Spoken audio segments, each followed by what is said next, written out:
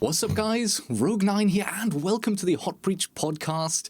I'm hoping you enjoy our Christmas decorations. We've started putting some stuff up. With me, as always, is Prodigio Pete and Get Flanked. How's it going, guys? What's up? What's up? What's up? How we doing? Do you like my big... Look at this, early Christmas present. Either that's a really big can of beer or I have tiny hands. I'm sticking to the coffee this evening.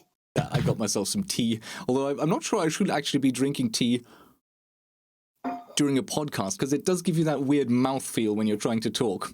Anywho, maybe podcast time. So, lots of stuff to talk about today. There's some interesting Pro League developments. There's a news release that came out about an evaluation period for new operators. There's the two-step verification that's coming out that will affect PC players worldwide if they want to play Rainbow Six Ranked. There's been some behind-the-scenes graphical updates which were discovered in the test server. We'll talk about those. And some interesting news in terms of Ubisoft as a business. They're acquiring a server company called i3D.net. So we'll be having a brief chat about what that could mean for Ubisoft games in general and for Rainbow Six, of course. Now, after that, we'll be talking a little bit about Battlefield 5. There's a big patch coming out tomorrow, quite interesting. And of course, this weekend we had DreamHack Winter, which was quite interesting. A lot of Rainbow Six going on over the weekend, some interesting matches, so our thoughts on those as well. But yeah, before we get into those, let's first quickly talk about today's sponsor. Many thanks to Mastrop for sponsoring this episode, and specifically the product that they're sponsoring us with is the ACOG K7XX headset. You can see all three of us wearing them. In fact, if you've been following the podcast for a while, you've been seeing Pete wear them every week consistently, and I've been using them in my streams as well. So all three of us have been using these for a while. We've tested them out, and all three of us like them enough to feature them as a sponsor on the podcast. Specifically, what I like about these headsets, or headphones, since there is no microphone attached, is, first of all, the quality of the sound. As you can see, like, the drivers on these headphones are massive, and you can get a lot of quality out of those. I personally just use the 2.5mm jack that I plug straight into the back of my PC, and that alone gives me like crystal clear sound, which is probably better than I've had out of most combination headsets so far. Get Flanked, I know you use an amplifier in between your headset and the PC. Tell us how that works for you and what you've had, the experience you've had with that. Yeah, I use an amp DAC to run them on both on PC and on PS4. I have actually used these on PS4, but in order to run them on PS4, you do need an amp DAC that's compatible with the PS4. If you have the Astro Mix amp, it works fine with that, and it's quite an upgrade in quality of these headphones over the Astro A40 headphones. So yeah, it just boosts the sound a little bit more because, like you said, the drivers are a little bit bigger. So to get that low end, I preferred using an amp with them, and the quality and comfort really is what sticks out to me. Yeah, and you've really touched on the second part that I really like on these. They're really lightweight and great foam on the ear cups. Very, very comfortable. You can basically wear these all day and you won't have any issues with them. So yeah, very comfortable, high-quality headphones. Now, originally when these were launched by ACOG, they came out at a price point of $450. At the moment, you can get them from Mastrop at $200. But if you use the code that we have on the bottom of the screen, and if you're watching this back on YouTube, will also be in the description, and in the audio version of the podcast, also in the description, you can get another $20 discount. So that's drops/hotbreach, dro.ps/hotbreach for a $20 discount. The current ratings on the website, Mastrop, there's 250 odd ratings, and the current average is 4.3 out of 5 stars, so consistently high. Other customers obviously think a lot of those as well. So yeah, thanks a lot, Mastrop, for sponsoring. And with that, let's get on to our first Rainbow Six topic of the evening, and that is the new operator evaluation period. So this is news that came out towards the end of the week, and basically this can be summed up as every time we get new operators at the start of a season, for the entire season, basically for 3 months, these operators will be in an evaluation period, which means that every player normally, whether you're playing casual or ranked, you can access them, you can play them as you normally would, but they won't actually enter Pro League until the end of that season, so basically the start of the next season, just to make sure that there's this sort of 3-month buffer zone that allows the developers to get some feedback and see how is the community using these operators, are they well balanced, refine them, get them ready, and then they go into Pro League. Guys, what do you think of this? Big news. This is game changing, and really it caught me by surprise. Absolutely. I would have thought the more appropriate time to announce this would have been prior to the test server going live for Operation Wind Bastion, but maybe this decision had to do with the reception that the 2 operators that come with Wind Bastion got. But this really, I think, is it's a really good thing. I think that overall, no matter how you slice it, it's going to allow them to introduce operators that will have an impact on the game and not have to be so conservative with them as they introduce them. Yeah, that's really the big things that jump out to me. Is I think the big thing is that they're going to be able to introduce, I'll be blunt here, they're going to be able to introduce possibly stronger operators without having to worry about them completely wreaking havoc in the Pro League, and then tweak them as that 3-month period goes along to where they end up in a good place that's comfortable for both the ranked players, the casual players, as well as Pro League. And I think Nomad and Cade were a great example of why this is needed. So Nomad's mechanic for the average player would be maybe slightly strong, but the Pro League players can take that mechanic and absolutely exploit it to the point where it may be game breaking. We don't know. We hadn't seen yet, but that's potential. So with this decision and the fact that they're not going to be introduced in Pro League right off the get-go, they'll be able to introduce Nomad in a state where she can have an impact on the game, but where she isn't going to be manipulated and exploited in Pro League to the point where it's game breaking. And I think that's a really great thing. Yeah, I go along with what you've said there. The only thing I think is that, like, this has kind of been on the cards for a while, right? When you look at sort of the bringing in the ban phase for the operators, and I guess this is just taking it a big step further, where they're saying we're not going to necessarily introduce these new operators straight into the Pro League. We'll give them time to settle down into the meta, to fully understand how good they are, because when I suppose they create an operator, and I'm sure they do a lot of like quality testing and balance testing behind the scenes with people, but until the larger community get their hands on them, you don't know how they're going to fit in. And I guess we kind of saw with Lion earlier this year what can happen when you put one of these operators in, who for the average Joe like me, that I suppose for a ranked person is in sort of gold or silver or whatever, Lion ain't a big problem, but he is at the top levels. And you know, let's be real about this. Other kind of competitive scenes do similar stuff. I remember way back in Battlefield 3, I used to play a little bit competitively, and there was so many things I couldn't use that was in the base game. You can't do this, you can't do that. You can't use targeting systems for the air vehicles. And it's just, I guess, a way of balancing it out to make sure that there aren't ops who are being exploited, I guess, at the top levels. And maybe that's good for the community too. I mean, it's not all about Pro League. Like, maybe there will be operators that they're not nerfing so quickly before they've come from the test server into the live retail version of the game, which, you know, Nomad and Kaid have obviously, they've been nerfed from what they were in the test server, what their original kind of idea was behind those operators, you know? So I think it'll be a good thing overall.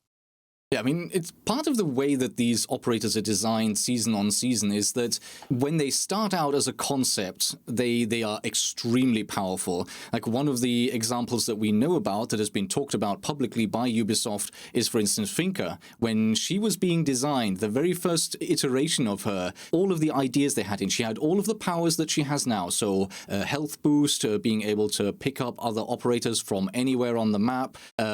She had a speed boost at the time, not just an ADS time boost, but a speed boost for all operators. And you had glass vision. Every operator, every attacker just immediately had glass vision. So it was just this ridiculous set of powers.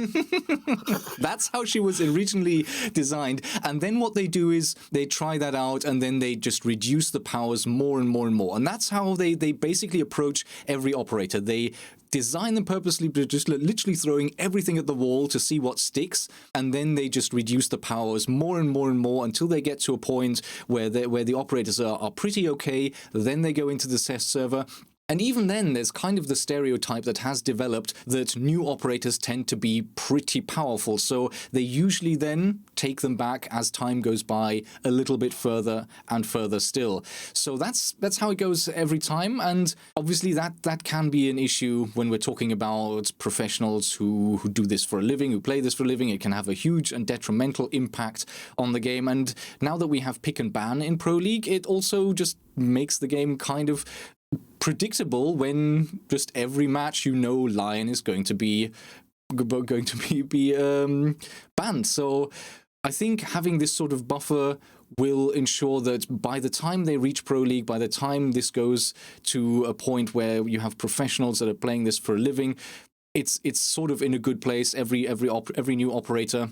And at the same time, it gives the pros that 3-month period to go and play in between their matches and get up to speed with these new operators, develop proper strategies, and really learn how to use them so that by the time they come in, we're not seeing some kind of half-made up, half-baked strategies. They really know what they're doing. They're very familiar with the operators. So yeah, I think all in all, it's just a good thing for not just the pros and their sort of day-to-day comfort in competing, but also as viewers, it will make it, once they go into the Pro League, it will make it more interesting, more exciting, and more insightful for us.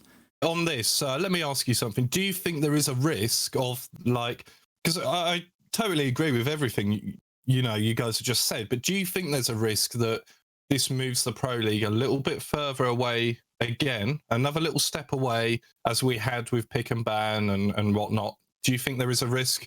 And then why I ask that question is because once you start getting this void between the community and the Pro League, obviously then you get these sort of disparate views about how the game should be. So do you think there is a risk of sort of separating the Pro League further from the base version of the game? I mean, even when you watch it as a spectator sport now, they play all the defense rounds, one team, then all the attack rounds. So it's already getting a little bit further from what Siege kind of is.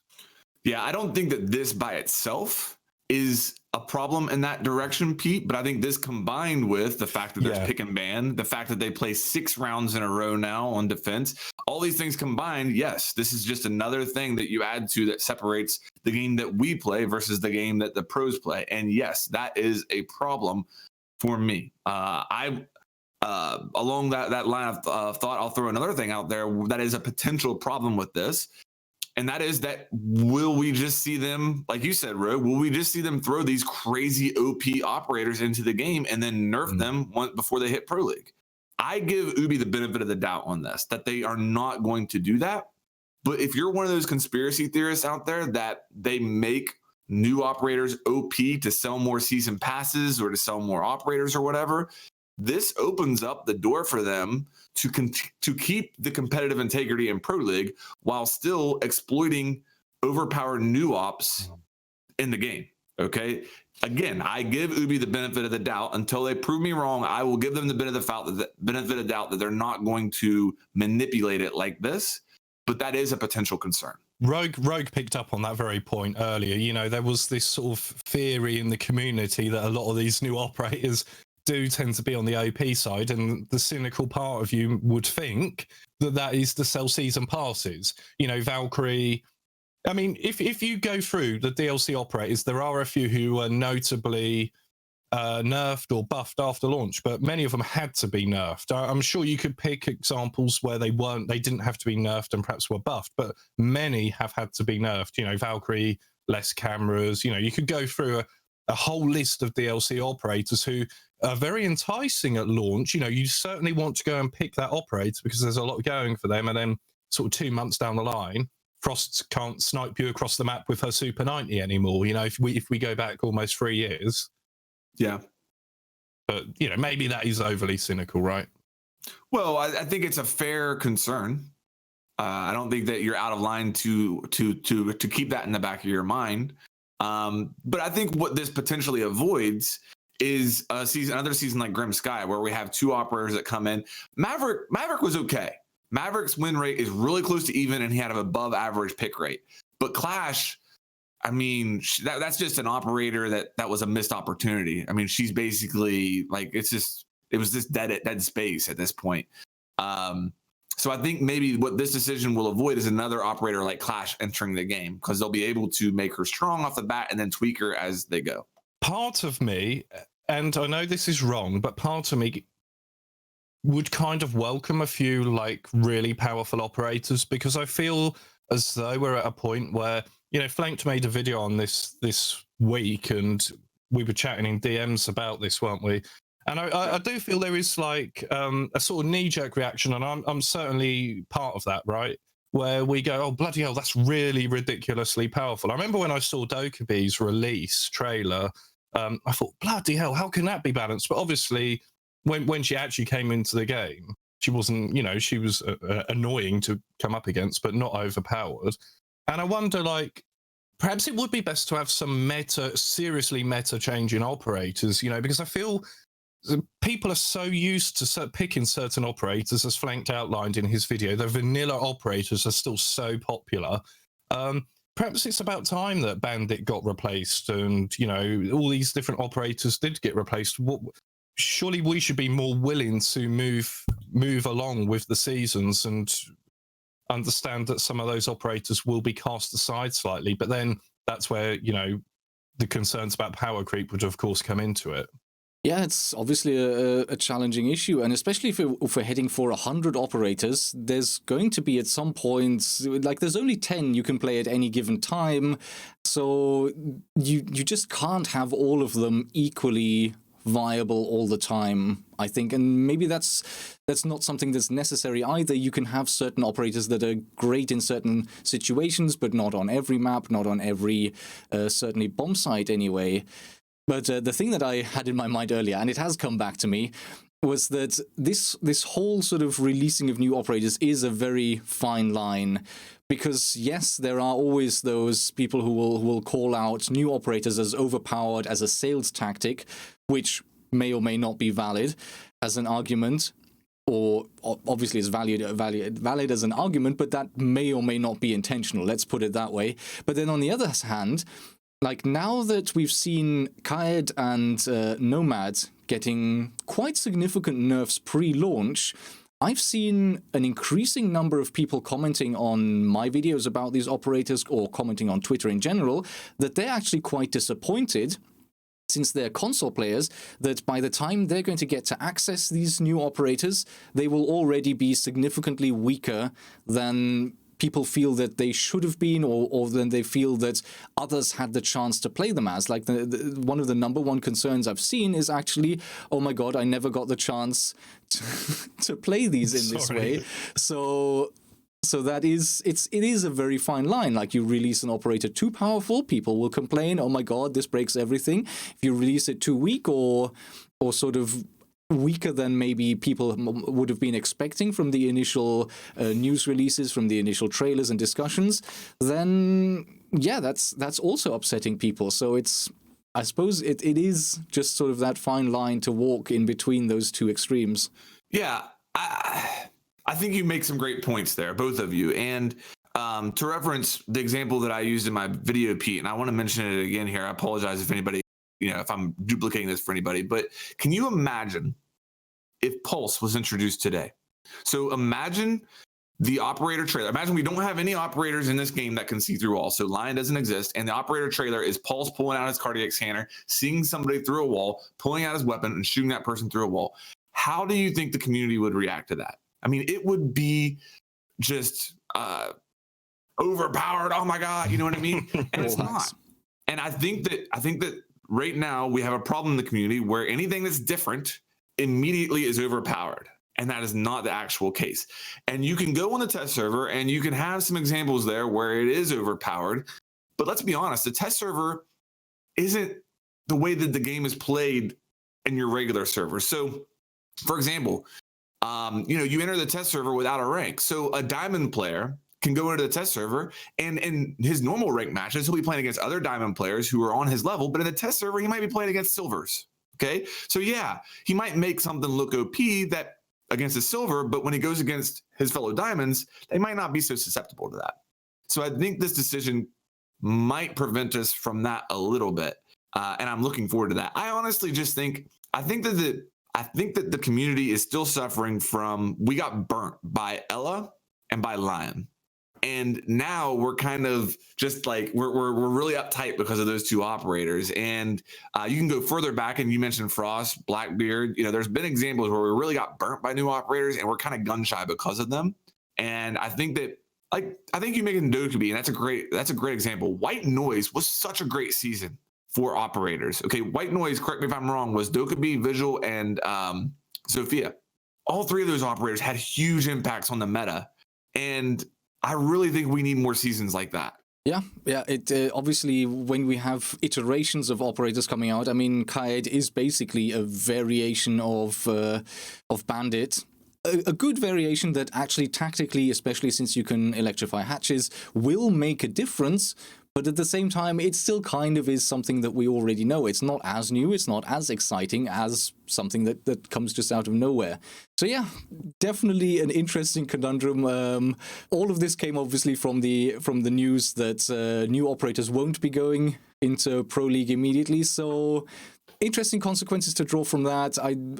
In sort of conclusion, I think it's going to be good for the players, it's going to be good for viewers, and as regular players, it won't really impact us at all. So just to draw a line under that, let's maybe talk very briefly about something that has been discovered in the test server that hasn't really been talked about a lot, and that's some graphical changes. I don't know if you guys have seen Koros's video where he does a side-by-side comparison of the breaching visuals, I would call it. And that's basically, this is not something that's been officially confirmed. This is something that just has been discovered in the test server, and that is that we're getting quite a significant graphical update to how breaching looks, especially sort of since we've had a whole lot of discussion about graphical changes recently. This is, I think, quite a pleasant surprise to see that there's graphical changes going to be in the game. So what I would say is, if anyone hasn't seen that, do feel free to check out Koros's video on that. He does quite a nice side-by-side comparison where you can see how the new impacts into soft walls look compared to the old ones. So yeah, that's just a small piece of news that we're getting those. Which, correct me if I'm wrong, the gist of it is that at the end of the day, the graphical changes will allow better clarity through and more consistency with the soft wall destruction or the breaches through the soft wall. Is that fair to say? I'm not really all that sure. I mean, we've seen the breaching change over the years, really. We've seen several changes, and I think you're definitely right. Some of the changes we have seen along the way have made it clearer and more easy to see through breaches when you're shooting through walls. But I think this change is mostly just something that makes it look prettier. So rather than just a fairly ugly hole with this sort of rim around it that shows the plasterboard through, there's now sort of, you can see cracks in the paint around it. So it's just been upgraded in terms of the quality of the visuals rather than any tactical change. Next piece of news we have is two-step verification is going to be becoming mandatory for ranked for PC players worldwide from the 11th. So we've known this was coming. This was news months and months ago when this was announced. First of all, two-step verification is going to become mandatory for your Uplay account on PC, and it will basically require you to have a mobile phone with Google Authenticator on there that you then use whenever you log in to your PC Uplay account for the very first time. That's when you need to use the authenticator. So it's not something that you'll need every time you turn on Uplay on your PC, but it is something every time that you switch accounts, or if you log out and then log back in for whatever reason, or you log on a different PC, you will not only need your password, but you'll also need basically a token from the Google Authenticator app. And that just provides an extra layer of security for your Uplay account. And if we remember back, this change basically came from the cheating epidemic we had at the beginning of the last season, Operation Parabellum. And one of the issues that was basically fueling the cheating was that there's just an abundant supply of hacked accounts that have had their passwords cracked and that are being sold for like something like 50 cents online. And so a cheater could come in, just buy a stolen account, go in, play Rainbow Six, cheat as much as they wanted, even if they got caught, even if they were reported, even if the system caught them and then permabanned that account, they could just go out and just buy another one for just literally pennies or even for free. And to sort of help dry up that supply of stolen and cracked accounts, this is now coming into place. Now, this is PC only. It won't affect console players at all. It will also not affect any kind of other games apart from ranked. So if you're playing casual, if you're playing the situations, if you're playing terrorist hunt, you can still do that with your friends, without, it doesn't matter. All of that becomes regularly accessible as normal. The only thing that changes is you won't be able to play ranked anymore unless you secure your account. So that's sort of kind of one of the incentives. And a secondary incentive, if you haven't done this yet, if you switch your Uplay account to the two-factor authentication before the December 11th deadline, before the mandatory switchover, you will still get the free Thermite bundle as a small reward for getting it done early. So if you haven't done that yet, there is still a chance to get this done. I think when we discussed this some weeks or even months ago, we did talk about what about console players. The press release we saw last week made that very clear. Two-factor authentication isn't a thing for console, and so sadly this little Thermite bundle reward is not available to console players. I was thinking about that, and I do think at a later date they'll give it to console, but Makes sense. Yeah, I think if they did it now, if they gave it to everyone on console now, but only the people on PC that were forced through to do that, because there'll be some people reluctant to do it that play casual and won't go and do it, then it isn't much of an incentive, and there might be you can imagine the outcry over it. So I do think those people on console kind of worried about it probably will get it. I mean, I've got no reason to say that, but I just have a feeling in a couple of months you'll probably just get it, and I think you probably should as well. Just on the topic of two-factor authentication, it's really easy. I mean, I went and did it after speaking to Rogue about this, not for the Thermite skin, but just to protect my account, because I spent a lot of money on elite skins and season passes. It would be a pain in the arse if I lost my account, you know? So I went and did it, and like Rogue says, you do not have to do that Google Authenticator business every single time you log in. It's just, if I have a laptop for when I'm traveling and stuff. If I log into my Ubisoft account on that laptop, then it will ask me to do it. And I'm so lazy, I get my phone out, because you do it for your phone, you have the app, and I just go, okay, Google, open Google Authenticator, and it's literally doing it now, actually. So it's that simple, and it just puts a code on there. So it's well worth doing on PC if you're on PC and you haven't done it, or perhaps you don't play a lot of ranked. To get that Thermite skin. So yeah, you're not doing it every time you log in, as I've seen some people say you have to. Yeah, and if you're not ultra pretentious, you can just click on the Google Authenticator logo on your phone. You don't have to use voice commands. Oh, I'm ultra pretentious. No, but it's more laziness than being a pretentious git. No, but it's easy, isn't it? Just tell it. Because the other thing is, when I did this, I don't know where Google Authenticator is on my phone. It's not something I've installed. It's not on my homepage, right? So that's why I did it that way, because if you don't know where, I can't, even now scrolling on my phone, I cannot see Google Authenticator. No idea where that is. So do the voice command. Again, there's the argument, if you're an organized person, you could have it in a place where you can find it. Where even is that app? Seriously. It's just one of the apps. I've put my... Do you have like a Google folder? some phones, like remember Google puts like a Google folder. There's Google Drive, Duo, Gmail, Photos, and Play Movies and TV. Wherever you put it, no. For me at least, it was like any other app. Once I install it, it gets added all the way to the end of the list of apps. And if I want that on my front page on the phone, I click on it until it starts wobbling. I have my apps in alphabetical order. Wait a second, Pete. Do you have an iPhone? No. Oh, okay. I've got an S9. All right. Yeah, it should be there. So, you can just drag it to wherever you want it. So there's that. Maybe off stream we'll do how to use Google Authenticator class for it literally isn't there though. I will say that it isn't there. I'll make a tutorial video for you. How to organize your phone. Anywho, yeah, so no huge impact, I think, for most people. I think a lot of people will have switched by now. And in fact, the press release made it very clear that in North America and Europe, we already have so many people that have done this, that have taken this switch. They've already taken this step, that there won't be any kind of matchmaking issues going forward. And then I suppose as soon as people start running into the issue of not being able to play ranked, we'll see most of the community switching over as well. Yeah, I don't really have much to add. Just do it, man. It's going to help you. It's going to help the game get rid of some of these plagues. And in fact, it's something for me. Even completely without any rewards or anything like that. Once I'd secured my Ubisoft account, I did the same for all of my other things. I did this for Steam. I've got this for all kinds of other platforms. I've gone ahead and activated two-factor authentication just to have that extra layer of security because my phone is mine. I have it with me. I keep hold of that. And even if somebody gets hold of my passwords, which can always happen, it's safe still. All of my accounts are safe. You can't really get in and do any funny business there.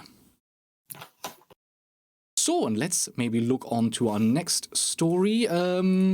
This is the story that Ubisoft has acquired i3D.net, which is a Dutch, basically server provider.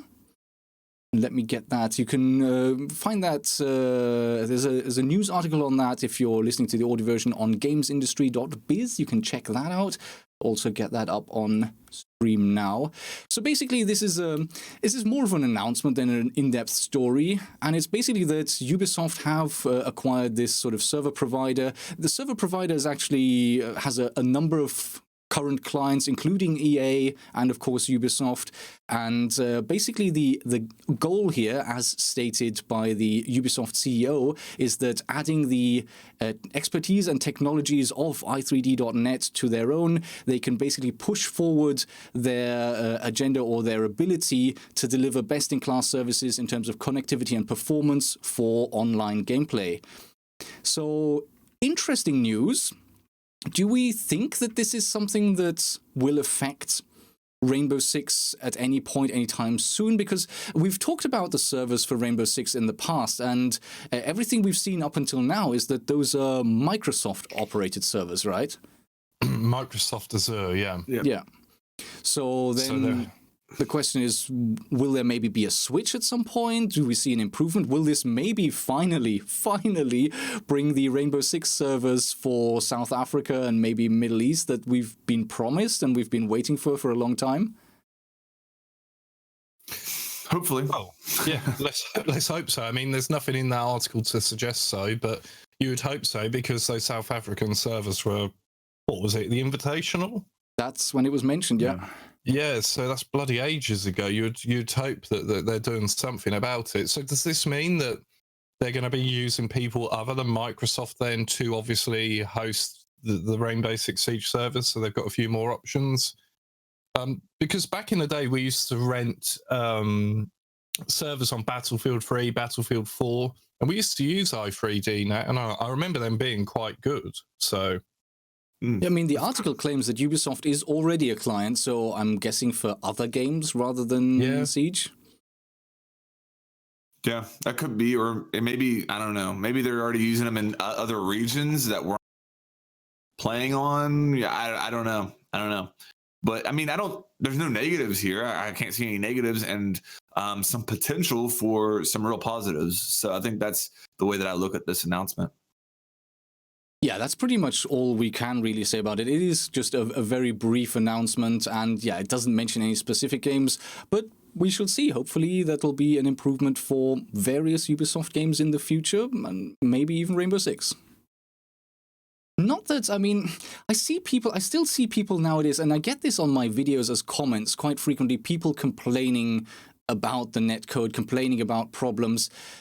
And I have to say, sort of, for me personally, I've not really seen hit registration issues or anything like that in an extreme way in a long time. I can't remember the last time that I've had that. Sure, you see sometimes these clips, but you don't even know how old they are when they prop up on YouTube and they come up in some video, some compilation, and you see someone just pumping someone full of bullets and they don't die, and who knows what's happening. And sometimes these sort of videos emerge on Twitter, but I personally haven't seen or experienced anything like that personally in a long time. So I don't know. I wonder where those complaints come from, because I still see people complaining about netcode, even though we've seen multiple improvements, and I, for myself, just can't say that I've had anything really jump out at me as not working. A couple of things I would say there, as far as what you're talking about with hit registration and stuff. I think one of the things that comes from is more of a complaint maybe of hitboxes and rate of fire. So that's the interesting thing in Rainbow. It's not like you're using the same operator every single round. So in one round, you may have Ash and an R4C, which is a high fire rate weapon. And then the next round, you might be using Pulse with a UMP with that, much lower fire rate. So as you swipe across somebody's head with that R4C, headshot, they're dead. As you swipe across somebody's head with that UMP, you may have just been in between bullets, and it's not a headshot. So I think that's where a lot of the times whenever I'm streaming, I'm like, "That was a headshot." I think that's where my complaint comes from. Is just I missed a headshot or something because of maybe the hitbox wasn't quite what I thought it was, and I was using maybe a lower fire rate weapon. The other thing I'll say, as far as ping being an advantage or disadvantage, I've never had a high ping. Like, I play with my friends in EU. I've never played over there and felt like I had an advantage. In fact, most of the time I feel like it might require about one extra bullet to get kills. And that's not really true. It's not requiring one extra bullet. It's just that time. You know what I mean? It seems like the time to kill is just a little bit longer, and that's a disadvantage. However, I do have a clip the other day of an Ash that I was playing against that had about 130 ping. And it's so funny. I'll have to send it to you guys, because she peeks, and it's just a blink of an eye that Ash was visible on my screen. She didn't actually kill me, and who knows what it looked like on her screen. Maybe I never showed up, but it was just really funny to see that. And you really notice, I think, stuff like that with drones. When you see a drone kind of skip across the map, that's where you kind of see the ping kind of display itself as well. Mm-hmm. Yeah, I mean, I think it's been a lot better for me, but I don't know how it is for people on console or just a wider community. But personally speaking, I feel, they've made a lot of changes to the connection and the so-called netcode over the years this game's been running. Because if you remember, ping was a really big advantage at one point. Arguably, I mean, they even did a blog post where they spoke about that, how they were going to change it so that ping didn't give you an advantage. Actually, it would be a disadvantage to have a high ping because of the way like the lag compensation or however that worked. I don't pretend to be proficient in network coding or anything like that, but that was when I made a video about the South African servers back then, because their local server, South Africa, is EU West, and it was like, so they have to come on with 180, 200 ping to their local server. But anyway, we're going back over old ground there. Yeah, interesting comment. I had Alsharad in my chat mention that Microsoft hasn't opened the South African data centers yet. So maybe that could be part of the reason for the delay, that this was planned and there's been a delay on Microsoft's side. Could be. Again, but Ubisoft could still communicate that so much better, right? Because I get those comments, because of those videos I did about this, I get those comments all the time. So literally, if Ubisoft just said, okay, yes, so those server locations haven't opened, but we're working on it, or just tell people that you're aware of a situation and you're doing your best, at least then, they have something to look forward to. But it almost feels like it's been forgotten because nothing has been said about it since February. And I think that's pretty poor, really. Yeah. And just communication wise, not that, if there's a genuine reason, I get that, but communication, Yeah, there's been nothing really. We don't know anything, just complete silence. And I get that probably most people aren't affected and therefore are happy just to forget about it. But those who are sitting in South Africa trying to play Rainbow Six and have to connect to Western Europe or Northern Europe or something ridiculous like that, they feel it every day. So hopefully there'll be news at some point. Yeah. Righty-ho, so let's look on. So before we look at DreamHack and the games and matchups there, let's talk a little bit about Battlefield 5. It's been out for it's been out to various degrees to various audiences for weeks now, I guess. Some people have had it for a few weeks. Some people have had it for a few weeks longer. But anyway... there's a new Battlefield game? I had no idea. You almost wouldn't have known the way it's sort of stealth launched. It's like, well, it's launched, but like only these very few select people can play it. And then, hey, we've kind of launched it a second time, but now it's only the people who paid more money for their version who can play. And then there was the final launch for kind of everyone, I guess.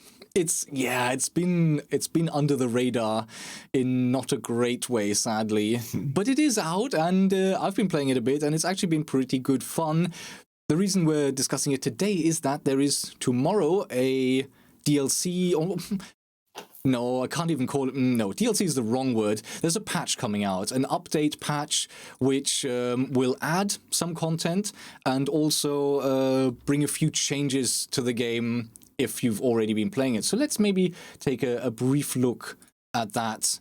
So coming with the patch tomorrow, we have a new multiplayer map called Panzerstorm.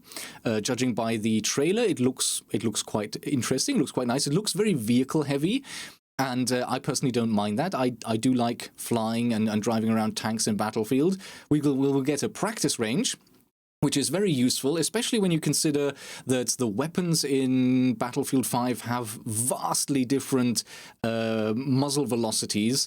And so the different lead that you will need from weapon to weapon is actually quite significant. So being able to practice that and get a feel for the different weapons before having to do it in a live environment, I think, again, is very useful. I was streaming this the other day. I was streaming some Battlefield, and one of the viewers asked, hey, can you try out the sniper weapons? Can you try out the scout class? And I told him straight away, God, I don't like playing scout at the best of days, and I haven't really practiced this at all. And it was appalling. It was frustrating as all hell. I couldn't even hit stationary targets because I didn't quite understand how much lead I needed and how high I needed to aim over the top of the targets. I just couldn't do anything with it. And now with a practice range, I can go in, I can get these sniper weapons out, and I can actually get a feeling for them before having to do it in a live game. So very useful. This practice range is actually going to be quite interesting. You can go in with basically a squad, up to 4 players, at the same time and try out all kinds of weapons against vehicles, against moving targets. So that's going to be quite interesting. We're going to get visual customization for the vehicles, if that's what you're into. And I think that's actually quite nice. I've enjoyed dressing up my little soldiers, and I'll enjoy painting my tanks as well. And finally, we're getting the last story episode, the war story episode, The Last Tiger. Those are sort of the major updates, and let's chat a little about those and maybe the game in general since launch if you've been playing it a little bit, and then we'll go over some of the minor details just a tiny bit after that. So yeah, have you been playing it at all, and what are your thoughts at this point? You know I've been playing it. Me and you hopped on the other day. We have played it together, yes. And we had an amazing. Did we not have a really good round? It was that good last fun. round before. Hey, we do. When you coordinate in a squad, you can do pretty well. Like even if you're very new to the game, still. Yeah, we had a really good round. I am enjoying Battlefield 5. Haven't played a great deal of it. I must be honest about that. I know Rogue's played quite a lot more than me at this point, but I am enjoying it. Some of the maps are a bit hit and miss with regard to this update. You know, like. I just feel a lot of this should have really been in the game at launch, you know, like a test server, another single player story, vehicle like customization. But, you know, at the end of the day, it's a free free content that's rolling out for everyone, so I can't be too critical. But I'll tell you my theory. I'll tell you my theory, and I think all of this was supposed to be in there at launch, and it just got caught up in the general delays of the game. I think all of this was meant to be there at launch, and they just didn't quite manage.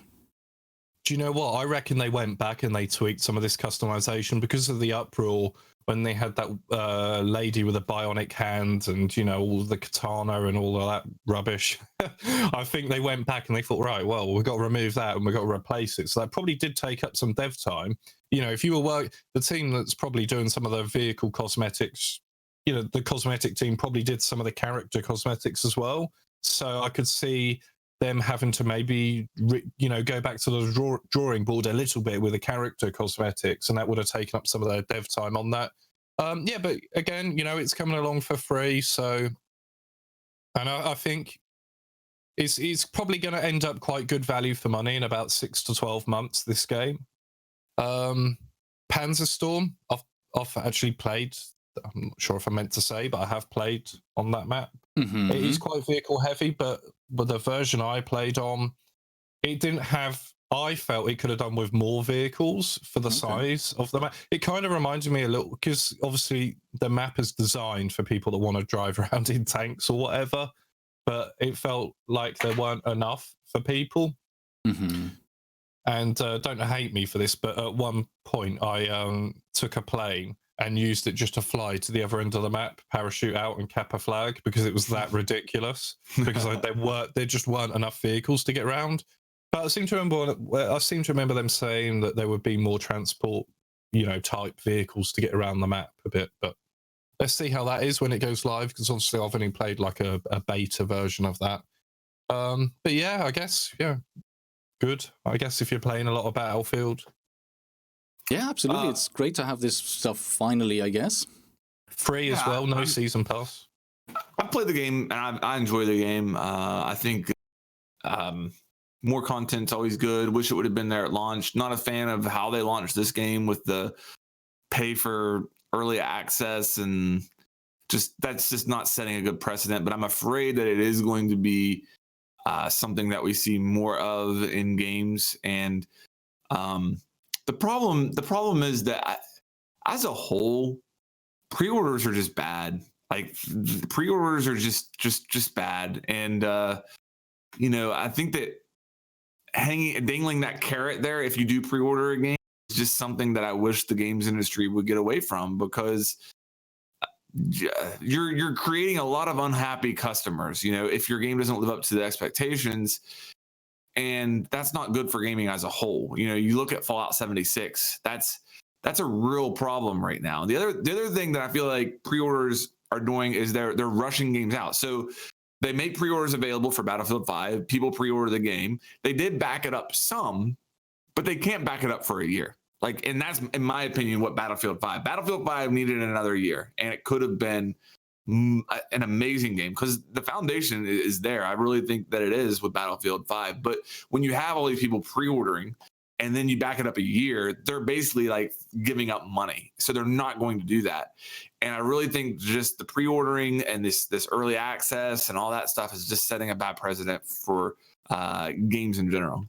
I think in all fairness, I have to comment that I did pre-order Battlefield 5 and I didn't actually get charged until 1 week before launch or something like that.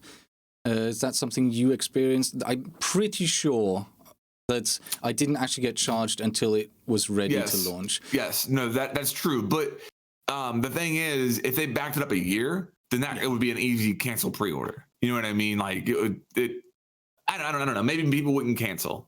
I don't know, or maybe whenever they charge that, people would be like, "Wait, that was a year ago. I want my money back." I don't know, man. I just don't like it. But no, the game as a whole, all this stuff aside, I have fun whenever I play Battlefield. I need to get in some games with you guys. Yeah, absolutely. I've had Marley asking as well to get in some games. That's a full squad.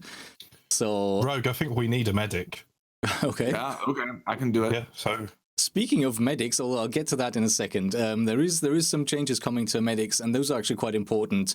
But let me first talk a little bit about sort of my experience with the single player. And I won't go into great detail. I've been really enjoying the multiplayer. There's bugs here and there. There's 8 maps. People say only 8 maps. Battlefield 1 launched with 9, and no one cared. So I don't think that there's a real lack of maps, and most of them are they're beautiful, they're nice to play. I'm having a really good time with the multiplayer. The single player, I wasn't expecting much from the single player when Battlefield 1 came out. I didn't even realize it was going to have one until it sort of was very close to launch, and I was really positively surprised by those. Really enjoyed playing those. I played them on all difficulties multiple times. I did all of the challenges. The stories in Battlefield 2, I mean, the developers sort of announced them as, these are the little-known stories of World War II that haven't ever been told. And I agree, there's a really good reason for that, because they're absolute nonsense. My God, when I see 2 guys bumbling around northern Africa, taking on the entire Wehrmacht with tanks coming at them and planes attacking them, it's just so silly. Like, every transition from scene to scene, you can just sort of slap your forehead and think that's not how real life works, and that's not how Conceptually, yes, there were probably commandos who sabotaged planes and then ran away and stuff like that. But the way it happens in those stories, just 100% silly most of the time. There's a lot of nonsense that happens, which is just so odd for a game that followed on from Battlefield 1, that had these very somber moments that never ever made me think, oh my God, this is stupid. And then coming into this where just really silly things are happening non-stop, apart from, even in the single player, some bugs and issues that just wasn't quite ready, I feel. And hopefully will improve as the game goes on. And I think that's maybe something that you can almost say of a lot of games today, if I'm going to defend it slightly, is that the best time to buy a game really is 6 months down the line when all the DLC is out, or even buy the Game of the Year edition. You'll get it for half the price, you'll get all the DLC included, and you can just play the game at its full experience. Not that that should be something that we should accept or anyone should accept. So yeah, it's launched a little early, and you can even see it. You can even see it in the single player. Early adopters always get screwed over, don't they? Like, you get the game in a few months, any game, like we could be talking about any game here. True. Get it in 2 or 3 months, or, January sales is a big thing in the UK, and I'm sure around the world, and you'll get much better value.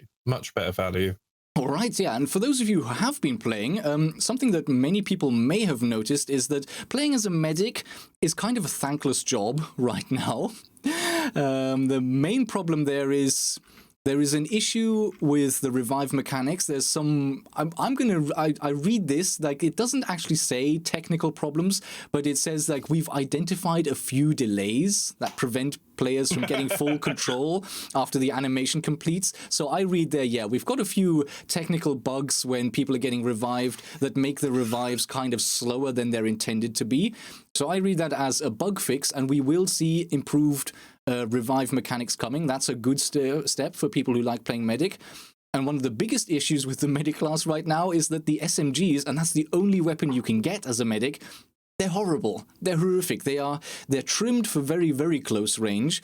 And as soon as you get sort of beyond 25 meters, you're going to lose pretty much every gunfight. You have slow fire rate weapons that are pretty hard to control, and every other gun will be outgunning you in terms of the damage anyway. So SMGs at the moment struggle an awful lot, and they're getting a general buff across the board. So thank God. Yep, there's definitely that. And there's also going to be a whole bunch of other weapon and damage balancing and recoil changes. So hopefully all of this, in terms of not just the new content, but some of the balancing that's coming in, will help the game and make it just a little bit more enjoyable to play. Plus a whole bunch of other things. There's airlifts, which will be like special little, I'm guessing they're cosmetic skin drops, and there's spectator mode improvements. So we're already seeing the game maybe moving more towards where it should have been at launch, but at least it's moving there relatively quickly. It's moving towards that pre-Christmas still. So if you're getting it for Christmas, you're going to be getting certainly a semi-decent version of the game. And I think I'd agree sort of with the concept of what you mentioned earlier. With some time, this is already an enjoyable game. I'm enjoying the multiplayer. With some time, I think I'm going to like it an awful lot. I agree. Let's throw out of the window the crap marketing, some of the poor things that have been said, some of the cosmetics that we saw. I actually do think Battlefield 5 is a good game. I don't like all the maps. I don't even like all the modes in there. But when we played the other day and you hook up with people, it's a bloody good game. It really is. But, some of the sort of sales figures I've seen this week show that the game hasn't launched that successfully, hasn't sold an awful lot of copies. But then again, Siege didn't do that great on launch. I mean, there is time. I always liked DICE, so I really do hope that they get it together and turn Battlefield into a success. It's over to them, really. If there's enough content come in to make people want to buy the game and get that value that we were speaking about, then it could be a real success. But this whole live service thing that they talk about now, it kind of worries me a little bit.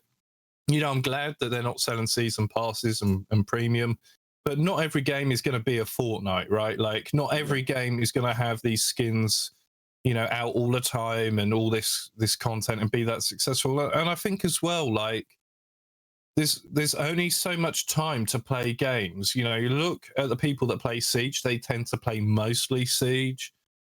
And the whole idea of this live service is to invest so much time into a game and to be buying the skins and stuff like that. And I just think, like, the average gamer needs a bit of variety. They don't want to be playing like one or two games non-stop like us YouTubers do tend to be fair. But I think the average gamer, I don't know, Assassin's Creed comes out, Tomb Raider comes out, they want to be able to play that and then return to it. But I think the concept of live service is a little bit flawed in that you cannot expect people to just be playing like one game all the time, grinding, which is what they want. They want your time. They want your eyeballs on their game all the time playing it. All of these companies do. Mm-hmm. That's this concept of live service, which seems like quite a new concept, really, in the last sort of, 12, 18 months, really. It's come around.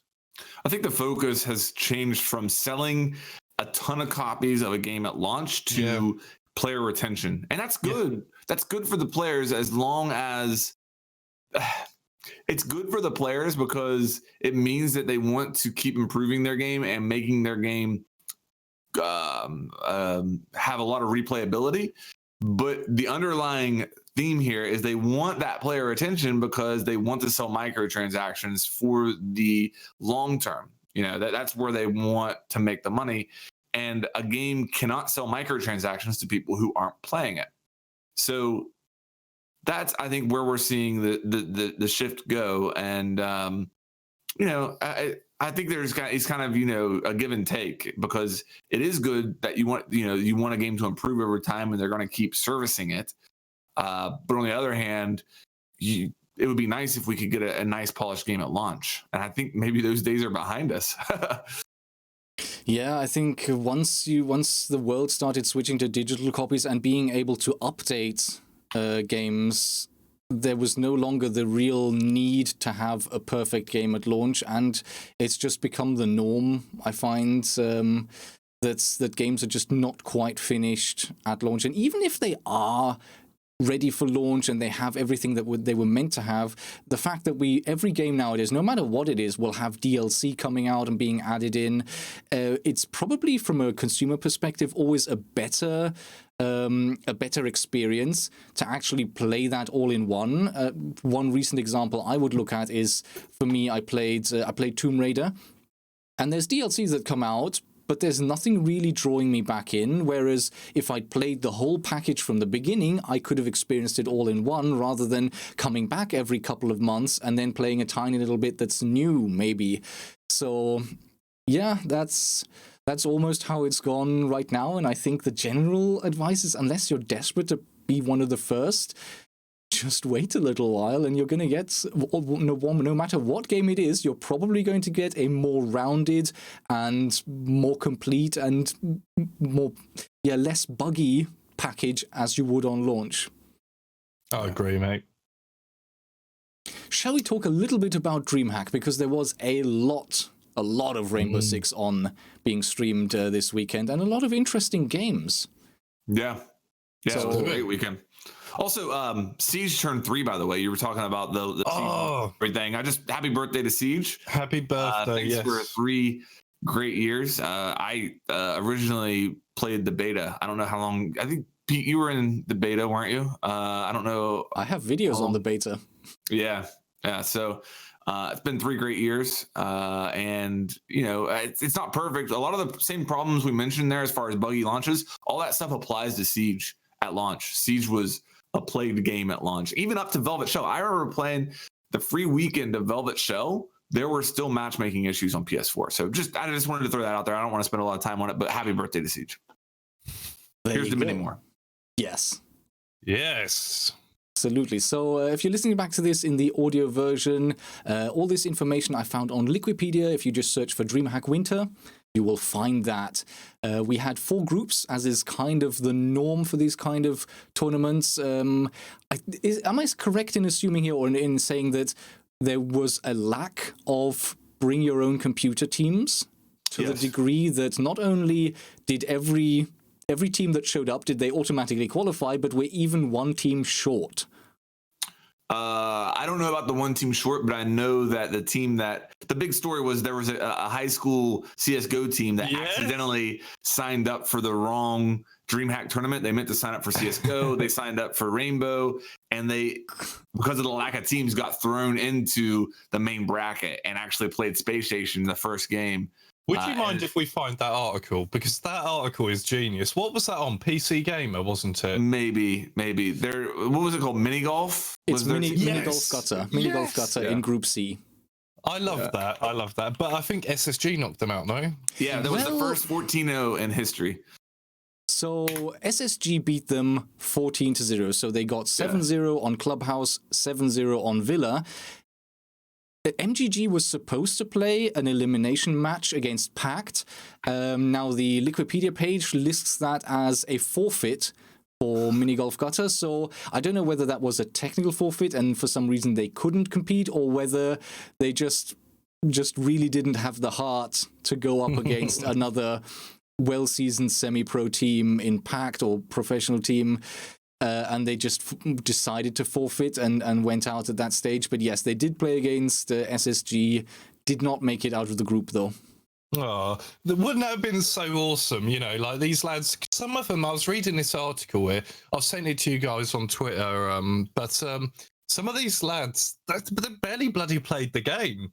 They barely played the game. And what was it? There's someone here. How many hours? So one player has a respectable 500 hours, while another had 100 hours, meaning they both have reasonable knowledge. Well, I don't know. 100 hours isn't that reasonable. 100 hours in Siege is a drop in the bucket. Bugger wrong. Yeah.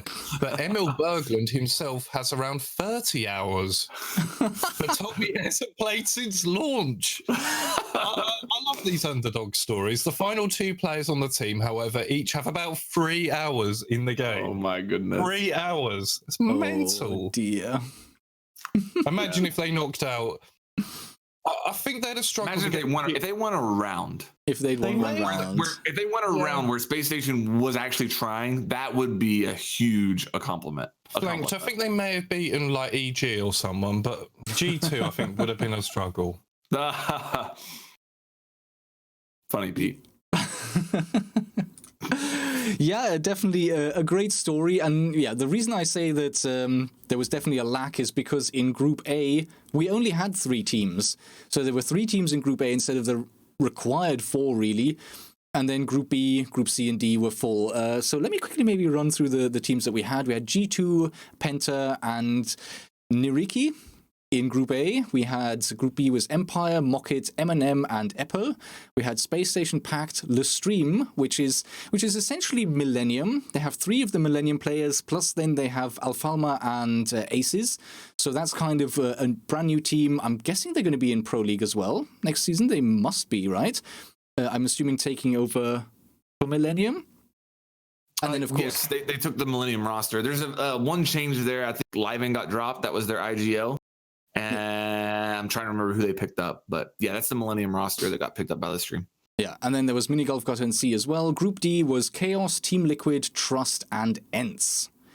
And so the people eliminated were mostly, for the most part, the bring your own computer teams, apart from Group C, where Pact actually made it out of the group stage, a team that I certainly don't know, and they're not really in Pro League.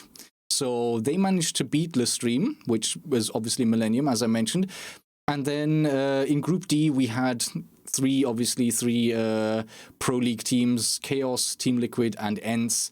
And ENCE, they did well, but ended up getting knocked out there. They lost to Chaos 2-0, and then eventually came back and had to play Liquid and also lost that 2-1. So those were the group stages. In the quarterfinals, we had G2 versus Liquid, Team Empire, which is a brand new EU Pro League team, versus Pact, Space Station versus Mockit, and Chaos versus Penta, where G2 won, Empire beat Pact, Space Station beat Mockit, and Penta beat Chaos. Did you see any of those matches? Anything stick in your mind about those? It was a fun weekend. First of all, let me talk about the only NA representative in Space Station making it to the semis. Good showing from them. Was disappointed that they didn't beat Penta, because if they had, that would have been their invitational qualifier, because G2 was already in the invitational. So Penta got the invitational invite out of DreamHack, even though they didn't win it.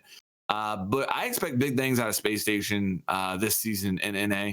The other thing that really jumped out to me, Team Empire made it to the semis, which is a good showing for them coming out of Challenger League. They qualified for Pro League. That's good for them to make it to the semis. But they played G2, and correct me if I'm wrong, but G2 banned Ashe against them, and Joystick is a notorious Ashe main, and he struggled, to say the least. He went 9-17 against them. And I mean, I saw Bikini tweet about this, and I mean, it just begs the question, like, is Ashe OP? Like, I mean, it's crazy that one operator, like, is there another operator that they could have banned and just completely shut down one? Because Joystick's a nutty player. Like, he's absolutely nuts. So that's really the big thing. Absolutely. There are other free speed operators that you can do a good job with, but Ashe's like that operator that, like, the average person, oh god, who do I pick? Ashe isn't taken, I'll take Ashe. Mm-hmm. It is like that. And at that pro level, when you get used to the recoil and stuff, maybe that is kind of a big deal to lose your operator. But did you think G2 do that? Is that Fabian, like, the evil genius? Is he got a cat on his lap, he's stroking it, let's bloody ban Ashe, guys? Or is it like they're just having a bit of a laugh? He plays Ashe all the time, let's just put him out of his comfort zone. If they did that and he still performed relatively decently, I would say yeah, but I mean, they did it and it worked. I mean, they shut down one of the best players in the world. So I mean, to me, it just sounds like a good strat.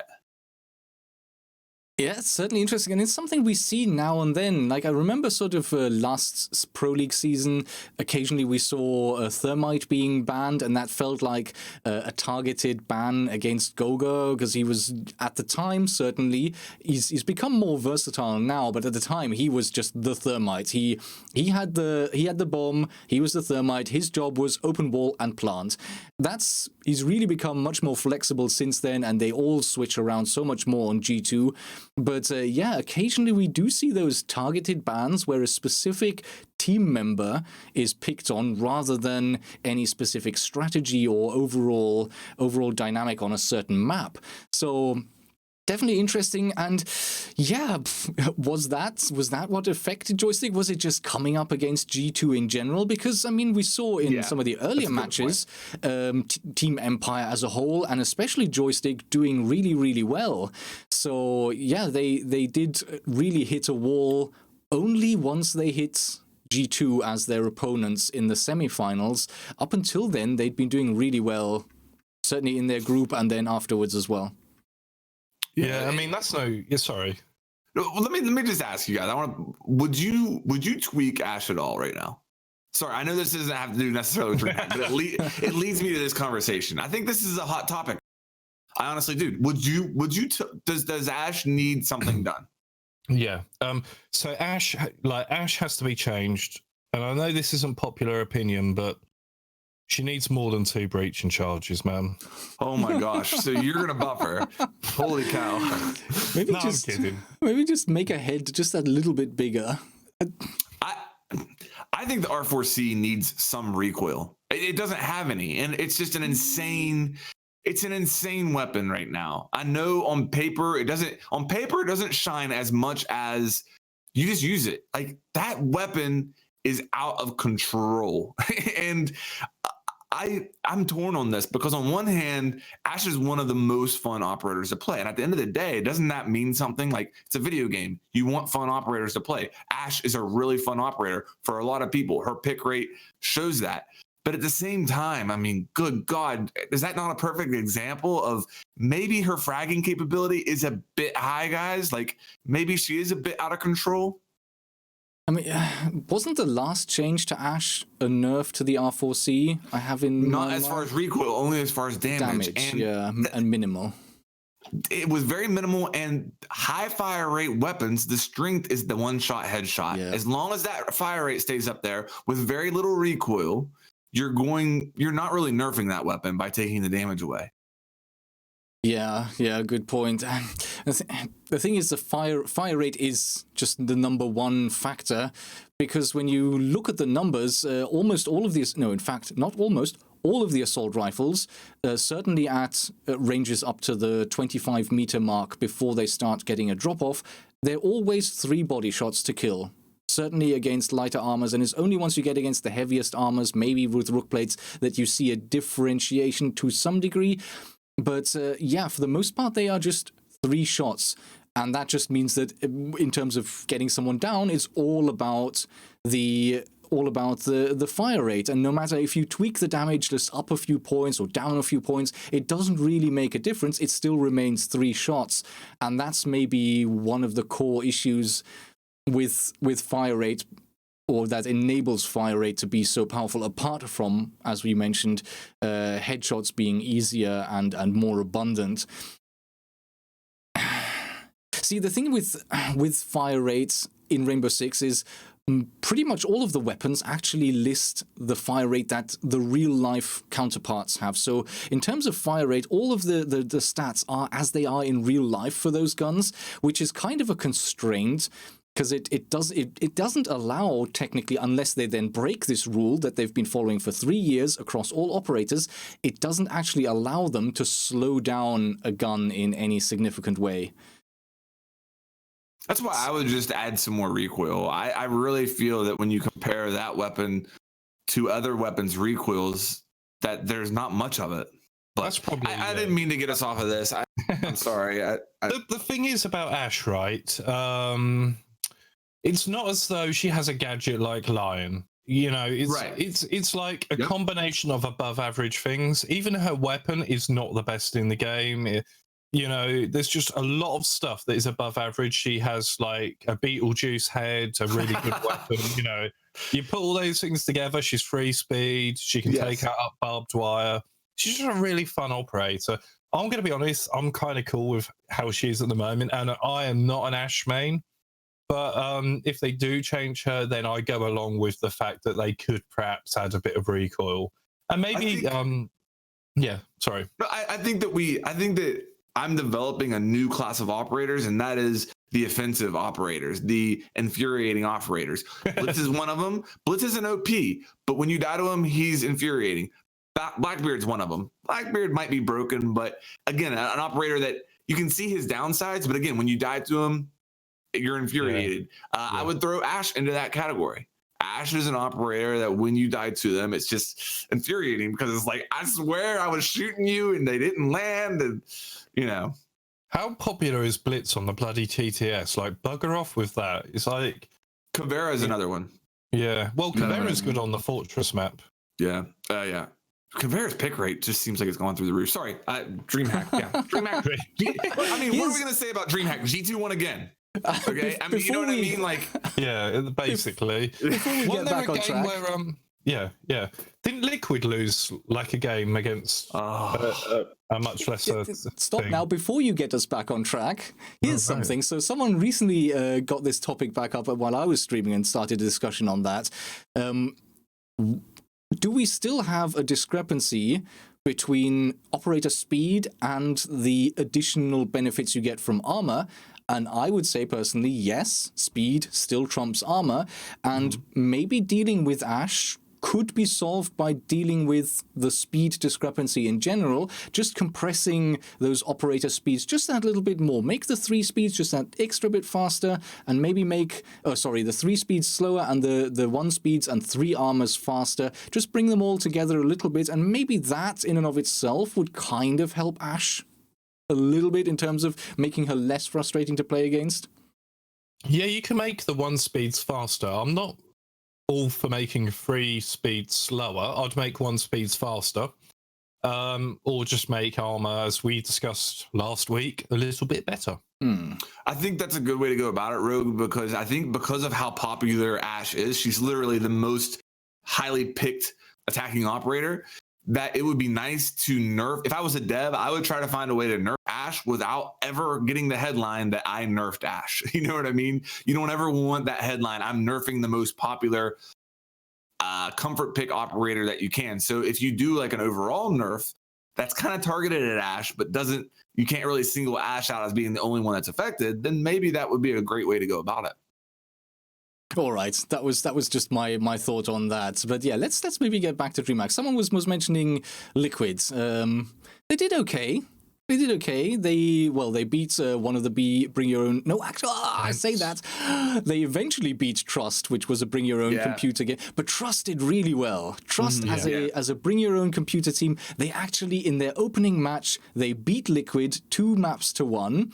Had to go into the winners match against Chaos, lost that, then came back to a deciders match against Liquid, who had in the meantime beaten Ents, and in the rematch, Liquid managed to take it 2-1. So Liquid did get out of the group stage, but I think, especially coming against an unknown bring your own computer team that's, all fairness to them, did extremely well. I think a lot of people were maybe a bit disappointed. A lot of fans of Liquid were disappointed with their overall performance. And then, of course, in the quarterfinals, they had the, you could say, misfortune of coming up against G2 straight away. And they took one of the maps, in all fairness. So, again, an okay performance there from Liquid, but ended up eliminated in the quarterfinals. So when did Liquid get to Sweden? Because I was following, I do follow some of these pro players on Twitter, and one of the SSG players had like 24 hours of travel. I forget who it was now. So I was thinking, like, when did the Liquid, when did they get to Sweden, and how long did they have to accustom themselves? And that's really not to take it. Well, I suppose it does, but I don't mean to take anything away from Trust, because I thought it was brilliant. I was watching it on my telly at the time, just sat on the sofa with a cup of tea, watching that, enjoying it. But I was thinking, like, were they jet lagged? It's possible. Yeah, how soon did they get there? Was it the day before and they just had to acclimatize to that, or? If the second matchup wouldn't have been, if it would have been like a 2-0 really decisive, I would give a little bit more credence to that, Pete. But I saw one of the interviews with one of the Liquid guys, I forget who it was, after they beat I forget, maybe it was Ents, and they interviewed him. They said, "Hey, how are you going to prepare for this, trust match?" And he's like, when we played them the first time, they out YOLO'd us. That's exactly what he said. He's like, they out YOLO'd us, and we're just going to have to out YOLO them, basically, is what he said. And there's a lot of truth to that. To go back to that EG Fnatic, EG lost to Fnatic because Fnatic straight up YOLO'd them. Ying with shotgun, just nothing to lose. Let's just rush and just play like crazy. And then to talk a little bit more about Liquid, that quarterfinal matchup against G2 from all players' accounts was the best match of the entire DreamHack, and it took place off stream, which is a shame. I really wish they would set up a way to stream all matches of DreamHack, even if there's no casters. Just stream. I mean, even if they just streamed one player's perspective or an overview's perspective. If they didn't even have, I forget, the spectator.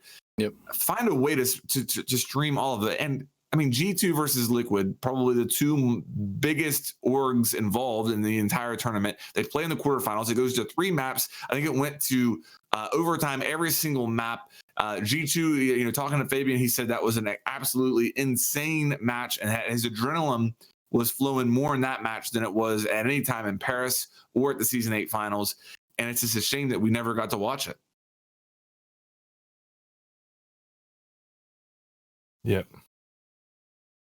Something that I think also quite interesting was Mocket's performance, because, I say that in terms of Mocket. Actually, what I'm really looking at is Team Empire's performance, because in the group stage, Team Empire did manage to beat Mocket 7-4 on Oregon and then 7-5 on Clubhouse. Quite a decisive win. So that was sort of what I was referring to earlier, that Team Empire had a very, very good run up until they hit sort of that G2 Esports block or roadblock, and then ended up losing 7-1 on Villa and then 7-3 on Consulate. G2 almost made it look easy, and is kind of surprising given how well Team Empire had been performing up until that point in the first semifinals. Yeah.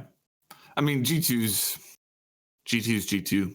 Well, I mean, you say that, but then against Penta, the final match, and I guess if anyone's not watched that yet, we've kind of spoiled it. But if you haven't seen that, the first map on Villa, G2 went 4-0 up in their attacking phase, to the point where Kickstar and Entero were already commenting, "Oh, might we see a 7-0 here? Could this happen?" And then Penta came back. They took 3 rounds in a row. And okay, after that, it ended up 7-3, which is quite decisive for G2. But then you go to Border, and actually you have Penta winning 7-5, and then you have Clubhouse as the last match, and it ended up in a 6-5 for Penta with the match point, and then they managed to take it 7-5. So 2 very close maps there, and actually one of them won by Penta. So not completely decisive. And I suppose you were mentioning sort of fatigue. I think I saw Pengu tweeting earlier, and he was mentioning something like 80% of their waking hours over the weekend were spent actively competing, actively playing. So the schedule for them must have been absolutely manic. And maybe at that point there was fatigue setting in a little bit. And Fabian openly acknowledged, I believe, it was either in my stream or on Twitter, that they're not going to show much at DreamHack. I mean, I don't know. I don't want to give too much to that, because I'm sure at the end of the day, they're trying to win. Those guys are competitive. They're trying to win. But I don't think, I'm sure that they weren't showing their top secret strats and maybe their number one plays, that they have on these maps. Maybe they weren't even playing the maps that they feel like they're strongest on, because they want to save those strats. So I think maybe you have to mention that. Also, keep in mind that G2 already had secured their spot in the Invitational, and Penta already had as well. And that was really the big prize from this weekend. Yes, $25,000 for first place at DreamHack is nice, but you're talking about $1 million prize pool at the Invitational this February. So really, maybe we saw a little bit of that YOLO attitude from Penta after they went down 4 rounds. They're like, listen, guys, we already have our Invitational spot. Let's just get out. Let's just throw some really weird stuff out here and see what happens. And maybe that threw GTU off a little bit. Yeah, I mean, the prize pool for DreamHack Winter was $50,000 for Rainbow Six Siege alone, which you can't sneeze at. It's not nothing. But then once you start splitting it out amongst teams, well, the first team gets $25,000, which is still, it's $25,000. But then you think about, well, there's 5 players and there's support staff, right? I don't know how they share it out, but it's a few $1,000s per person, and it's definitely not $1 million. Yeah. But so what are we expecting? Like more than 500,000 for the Invitational for the first team? I would say at least 5, probably. So yeah, you make a very good argument that really it's 100-fold essentially.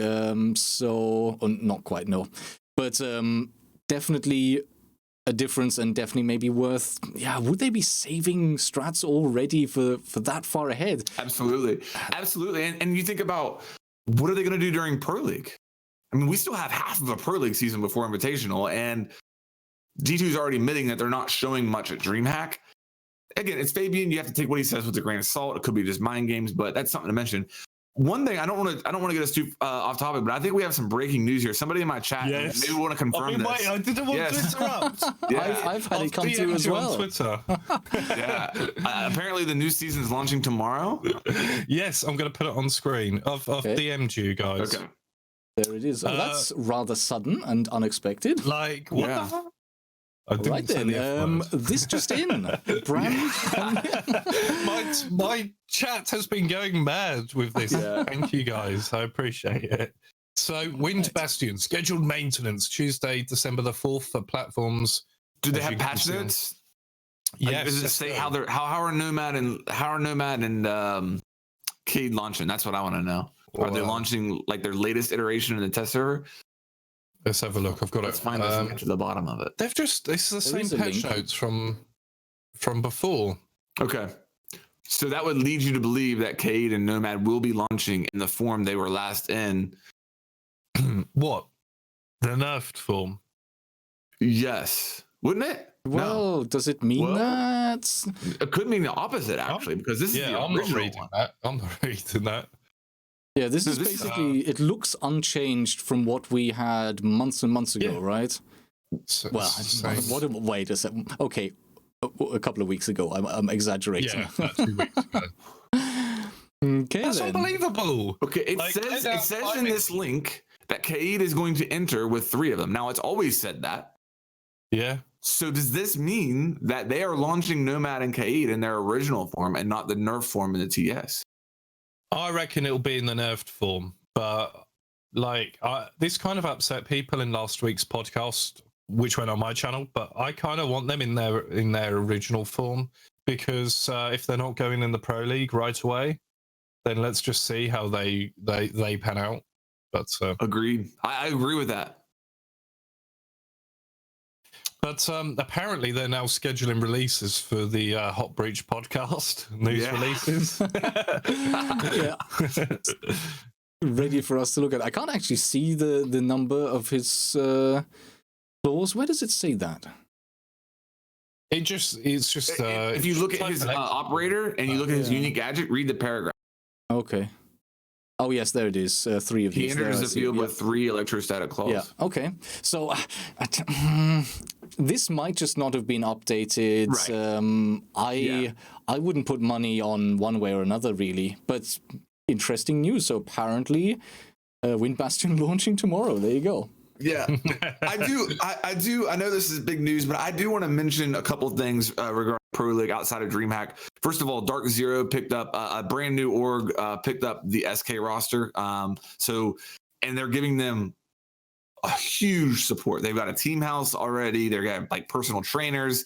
They've got a lot of backing. This isn't like a Call of Duty. I don't want to say that. This isn't like one person. This is like a group of investors. That Dark Zero. This is like a professional backed org that the SK roster got picked up by. They have 2 coaches, Bacon and BC. So that's where BC ended up. And I think that the SK roster finished 3rd. They were like 1 round out of finishing, 2nd place in NA. So this could be big. This could be really big. We might have a new North American Titan with this backing. Do I remember correctly that at the halfway point of the season they were actually first? Absolutely, quite dominantly, right? Yes. Yep. Mm-hmm. The other thing is that Mouse got picked up by Rise. I think it's just Rise, which is I'm familiar with from Call of Duty. Actually, a very successful Call of Duty org. So I think that's positive news. A few roster changes as far as Vertical got picked up by Rogue, Super got dropped from Rogue, and then on Mouse, Yeti got picked up to replace that spot that Vertical vacated from Mouse. What used to be Mouse, now Rise. So I wanted to mention those. I know this is big news, but I think that all deserves mentioning. Yeah, Rise like Nation, thank you. we mentioned during DreamHack, you already had a team called Le Stream, which is basically the Millennium roster, as we mentioned. So there have been quite a few changes. Maybe once they announce the new season for Pro League, it's worth sort of having one overview of all of the changes that there have been ready to go in.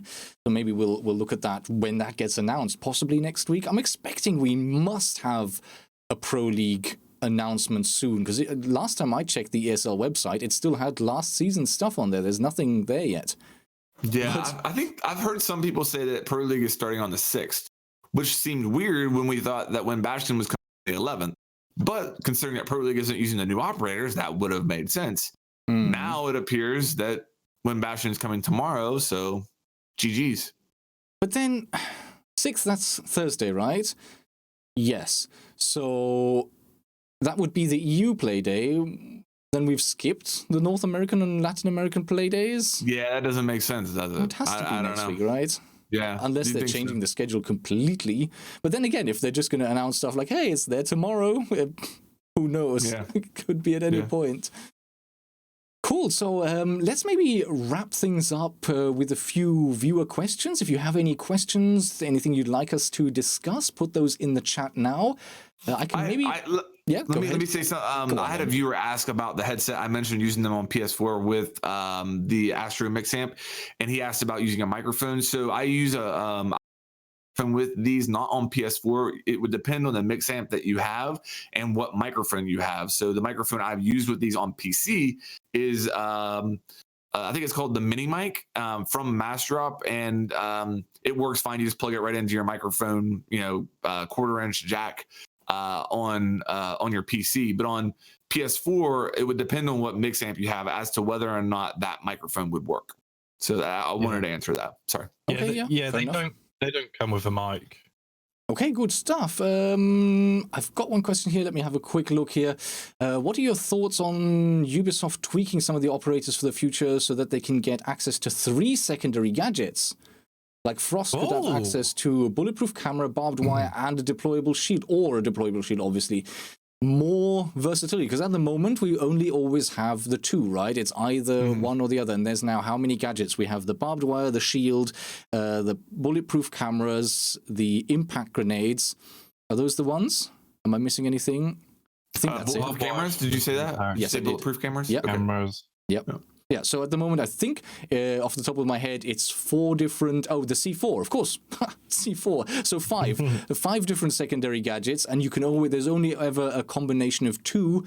What about having more flexibility and allowing an option of 3 or possibly more? I mean, if you're starting that conversation, where does it stop?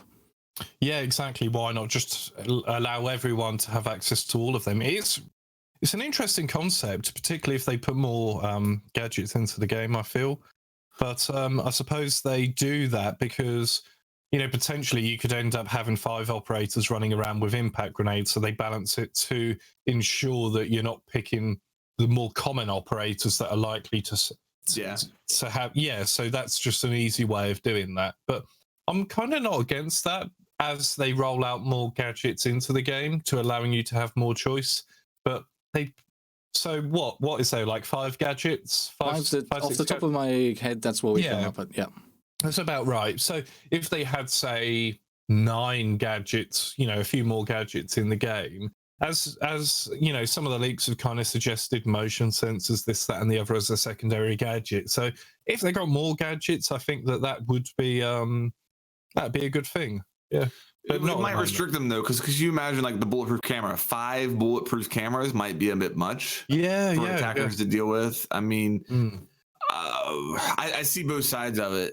It would be nice to have flexibility, but at the same time, I think the way that it currently is allows them to use this as another balancing tool, and it also prevents a certain gadget from being OP because of its use in excess.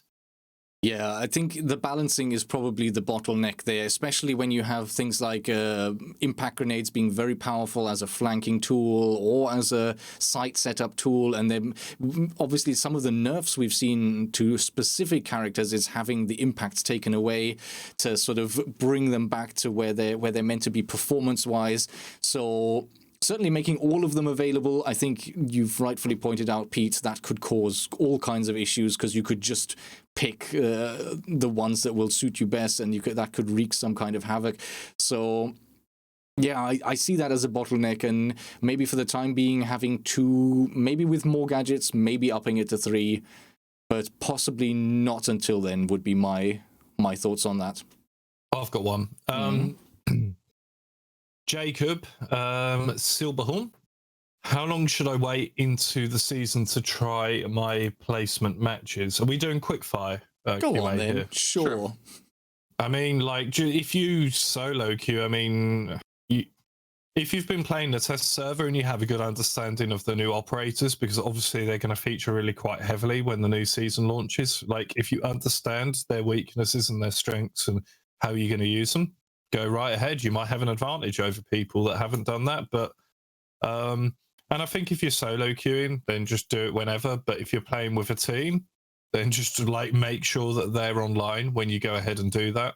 If you're playing, if you're solo queuing, start right away based upon like what Pete said, your knowledge of the new operators. If you're playing with a team, wait 1 week because your initial rank for your first 10 matches, you're unranked. You start out gold 3, I want to say. Is that 4? It's literally gold 4. It's 2,500 MMR, which is the exact border between silver 1 and gold 4.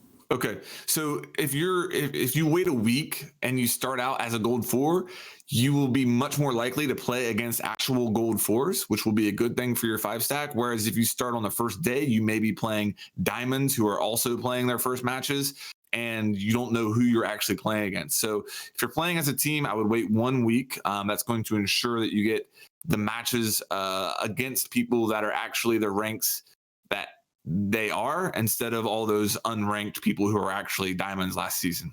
Yeah, I think that's always the big risk to anyone who doesn't play at that level.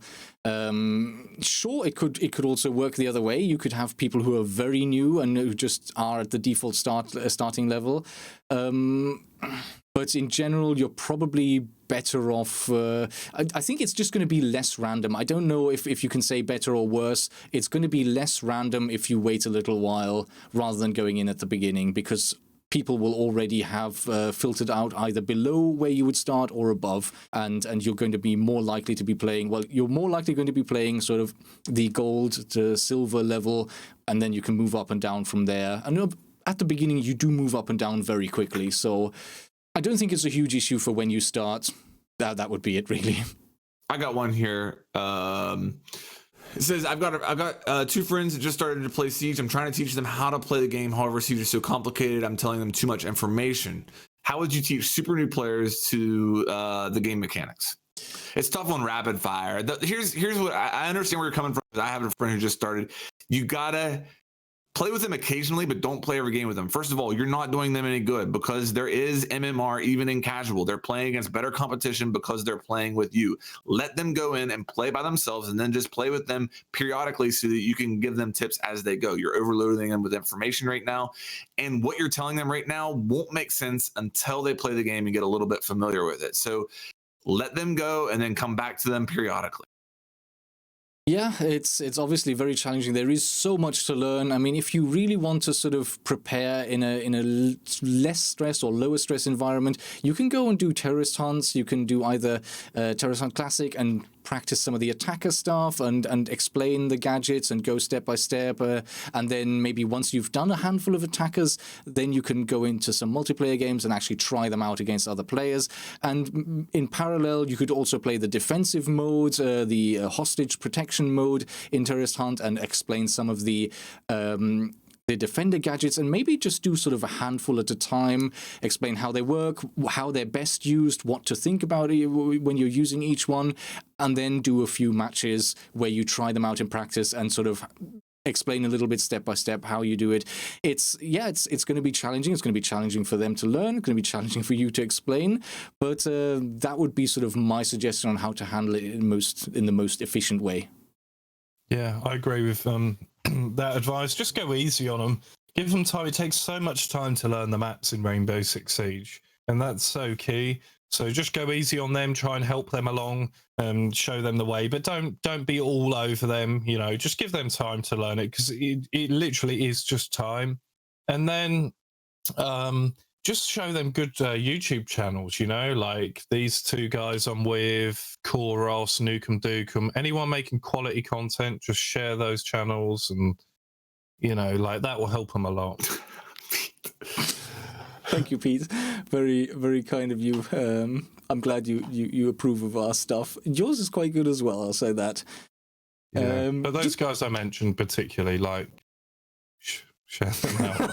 Oh, yeah, just pump the brakes there. We've got it. We get it. I had a question from Gib Jackal, please. He was talking about, because we've talked a little bit about Kaid and how he's been changed, and specifically one of the he's thinking about is he's surprised at seeing how weak the org is for him, especially now that Kaid might come out with only 2 Electro Claws.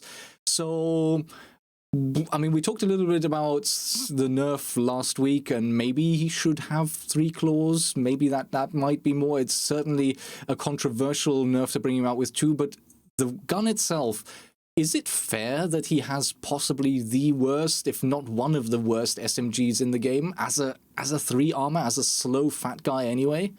No. It's a slow fat guy. You think it's deserved? No, I don't think it's. I don't think it's fair. I think it's. I think it was. Again, I think it was. Kaid was designed as somebody who had extremely high utility and very low fragging capability, and that concept makes sense to me. And with only 2, it doesn't. With only 2 Electro Claws, his weapons need looked at if that's how he's going to be played. Yeah, I 100% agree with that. If you take a holistic view of balancing an operator with their weapon, their gadget, their secondary gadgets and everything, their speed armor rating, then perhaps it did make sense when he had 3 of those electric claws, but I don't think so now. And I can envisage the future. There will be a blog post and there will be a graph, and he will not be far enough right and high on that graph, and then they will announce a buff to the org. So I'm just predicting that one for the future. So, I mean, if you think about comparisons, sure, you have Bandit, who has the MP7, which is a very high fire rate, very capable gun. And then if you think about more recent operators, you think about a 3 armor defender with great utility. You've got Maestro. Those cameras can be a real nightmare to deal with. They can be very useful. And then the guy comes with possibly the best defender weapon in a long time with his LMG. So you really do think that Kaid has been shortchanged. Absolutely agree. Yeah, I think the change to Nomad is not insignificant, man. Like, she plays completely different now. Yeah, but you know, whatever. We're gonna see tomorrow, boys. I can't wait, because I've caught so much flack just speaking my mind about the operators. I wait to see how this plays out. And if I was wrong about Nomad, I will admit it. I'm not unhappy to admit that I'm wrong, but like, we're gonna see this tomorrow, and I don't think I'm gonna be wrong. I think. If Nomad launches as she last was in the test server, if Kaid launches like he was in the last server, a month down the road, we're going to be making videos talking about how useless these operators are. Yeah, I would like. I know it's an unpopular opinion, and I did get slaughtered for it, but I liked Nomad as she was, man. But I thought she was fun, and she did change the meta. But isn't that, like, I seem to remember that's what they said that they wanted them to do? Ash is like, this goes back to our Ash conversation. Ash is a perfect example that at the end of the day, fragging capability is still a really high priority in Rainbow Six Siege. You can give an operator as much utility as they want, but if they can't actually kill anybody, people are not going to play them. Look at Clash. You could argue that Clash has more utility than any other defensive operator in a lot of situations. Nobody's going to play her because you can't kill anybody. Nomad is the same thing, okay? And Kaid has the potential of being the same thing. If you can't kill people, especially for the average player, they will not be played.